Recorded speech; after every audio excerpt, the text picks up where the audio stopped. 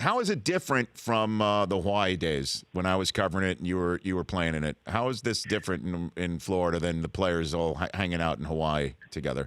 So, not to give too many secrets away about the old Pro Bowls, but basically what it was one pool, at the Ihalani there, and all the players hanging out around the bar the entire time. Yes. This is Orlando. We're close to Disney World. This is a family trip for all these guys.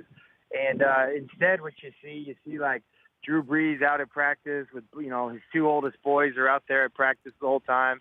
A lot of the families are out at practice. And as soon as practice is over, instead of guys, going to get a tea time, they're off to the parks.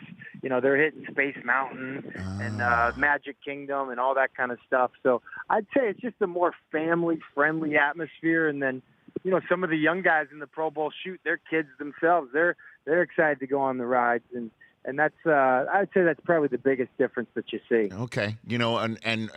I do remember one time showing up to the Pro Bowl one year at that pool bar, and everyone's having fun, with the exception of one guy, Chris Brockman, who you might know this person as your long lost brother since you're the fourth Yes. you're the fourth Hasselbeck. We're a handsome bunch. Yeah. Somebody came up to me all upset over the fact that NFL Total Access was not covering the officiating of the Super Bowl that had just ended. Do you remember that, Matthew? Do you remember that moment around the pool bar where you accosted somebody poolside? I was one of those guys at the bar having too many Mai Tais. Yeah, man, I was upset. I watched NFL Total Access right after the Super Bowl, and there wasn't even a mention of certain things that I wanted mentioned.